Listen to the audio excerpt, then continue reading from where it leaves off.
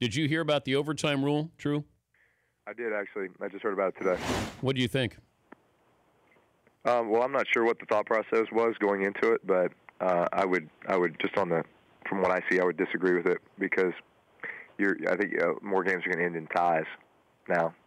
That additional 5 minutes, especially with the way the rules change to where, in essence, both teams get a possession, right? Unless somebody goes down and scores a touchdown right away. So I think what we already saw with the new rules of, if a field goal can't win it, on the first possession, I think we've seen more ties. I can think of at least 3 or 4 off the top of my head from the last few years that have resulted in ties based upon, that new rule. So now make it to where it's just 10 minutes as opposed to 15. I think that changes things. You'll probably see more ties. What do you think of college overtime rules? I like it.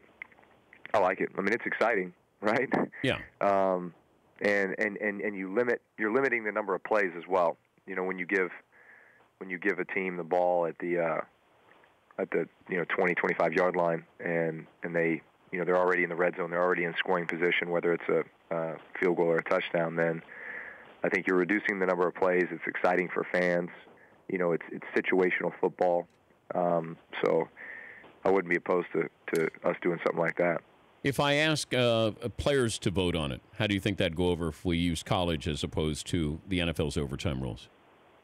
I don't know for sure, but I think guys would be fine with it, especially since over time, guys are going to be coming from college to the pros, and it's just the same rule. It's just a carryover of what they've been doing this whole time. I'm not sure what they do in high school or if it differs between states, but is that the rule in high school for a tie? I don't know what overtime. Paulie? Do we know overtime rules for high school? It depends by the state, but a lot of them do the college style 20-yard line, 25-yard line. You get the ball, and each team gets the ball.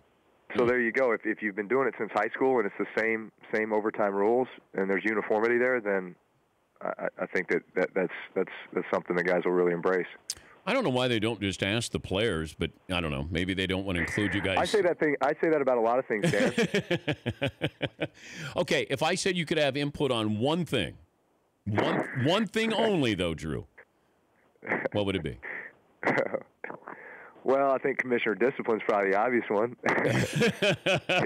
You got to move past that, Drew. That's a long time ago. You said one thing. Well, is it still an issue? Yeah, it is. Yeah, it is. Okay. Yeah. I just don't know how Sean Payton got docked $8 million. And did he? In a full season. Yes, in a full season, and his reputation at the time. Which I think a lot of people have come to realize that was just a big sham. In addition to a lot of other things. But I mean, listen, it's water under the bridge. It's gone. No, it's not. No. Well, no. I'm saying hopefully it's something that we can all look at, recognize. Not only that, but look at what happened to the Patriots and Brady. Look at what happened with the way that the Ray Rice case was handled, and the Adrian Peterson, and just a number of others. I just don't think anybody would trust a league-led investigation right now. There's no credibility there.